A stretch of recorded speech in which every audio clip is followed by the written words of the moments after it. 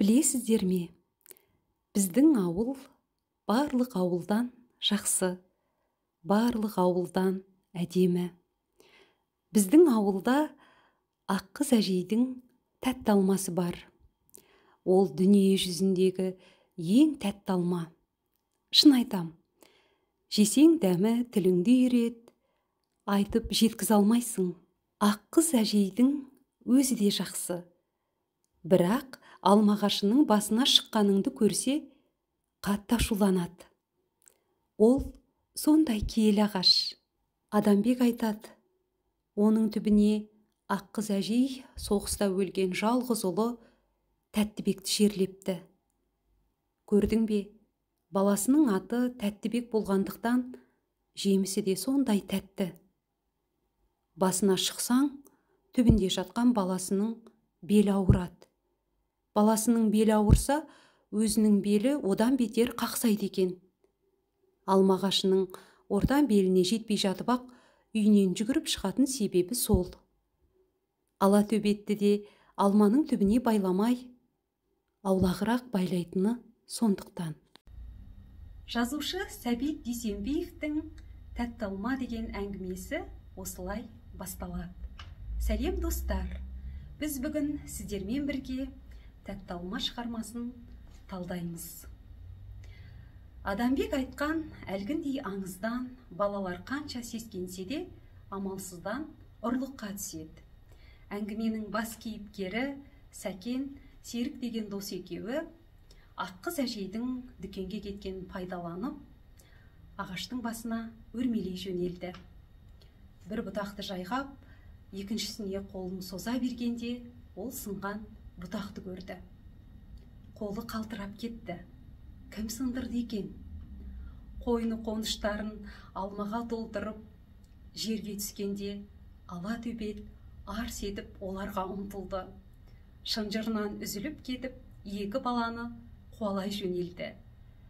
Сәкен апыл-ғұпыл қоршаудан өткен кезде, абайсызда бас киімі бұтаққа ілініп қалды. Ол енді менің бас киімімді танып қоятын болдау деп уайымдады. Бірақ оның уайымы ұзаққа созылмады. Оның орнын орасан қуаныш басты. Дәл сол күні Республикалық Жауқазын газетінде оның «Менің Қазақстаным» деген өлеңі жарық көріпті. Балаңның өлеңін жу деп шешесіне келген ауыл адамдарының арсын-күрсін мінездері еріксіз езу тарттырады. Жоғары сыныпта оқитын бозбалалардың бір-бір ұнататын қыздары болады. Сәкен өзімен бірге оқитын Айым деген қызды жақсы көреді. Ол өлеңдерімді көрсе ғой деп қиялдайды. Айым өлеңді оқыған екен. Ертеңіне жол үстінде кездескенде сүйріктей саусақтарын ұсынып, құттықтаймын деді. Сәкеннің төбесі көкке бір елі жетпей қалады. Өз оқушыларының туындылары республикалық газетте жарық көргені мектеп ішінде қуаныш. Қазақ тілі мен әдебиеті пәнінің мұғалімі Сәкенді тақтаға шығарып, оның жазғандары тәуір екенін айтып, мақтай бастайды. Дәл осы сәтте есікті қағып, аққыз әжей кіріп келді. Қолында ораулы заты бар. Ол заттың не екенін оқырман білуі мүмкін. Ит қуғанда бұтаққа ілініп қалған затшы, қазір жер жебіріне жетіп ұрсадау деп ойлайсың.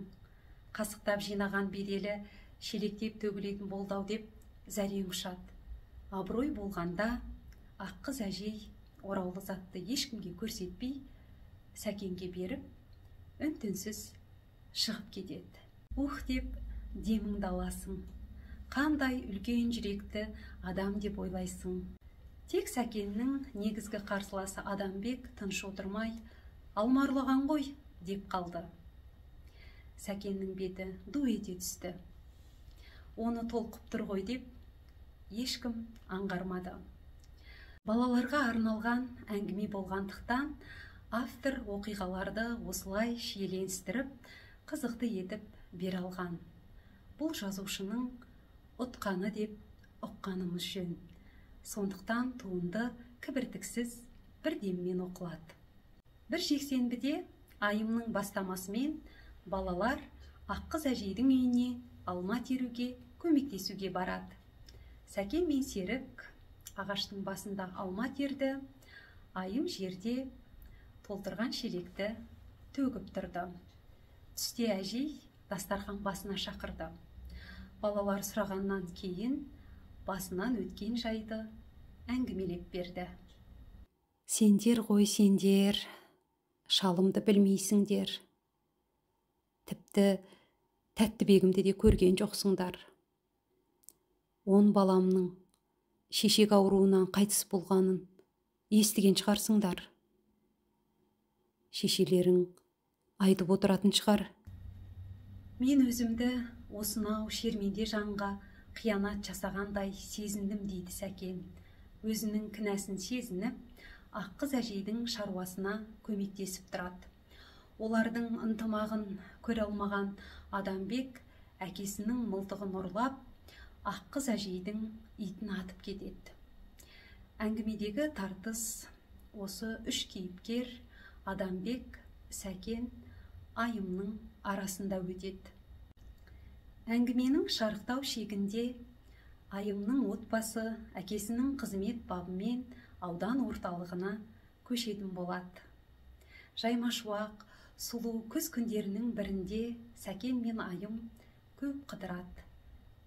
Тәтті алма ағашының түбінде отырып, тұңғыш рет ашыла сөйлеседі, армандарын ортаға салады. Ертеңіне қоштасатын күнде келеді. Айымның үй жағына барса, Адамбек те сонда жүр екен. Тіпті сотқар Адамбектің көзінен де қимастық сезімі байқалады. Айыммен қоштасу оңайға соқпайтын түрі бар. Қимағандай ыңырана боздап, ауыр қозғалған машинаның соңынан Сәкен мен Адамбек ұзақ жүгіреді. Айым да қашан көрінбей кеткенше қолындағы қызыл қызғалдақты орамалды бұлғаумен болады. Әңгіме осылай аяқталады. Бұл туындыны қазақ балалар мен жасөспірімдер әдебиетіне сыршыл лиризмді алып келген шығарма деп бағалауға болады. Әңгімені Сәбит Дүйсенбиевтің «Мен ғашық емеспін» кітабынан оқи аласыздар. Қадірлі достар, назар қойып тыңдағандарыңыз үшін рахмет. Амандықпен жүздескенше.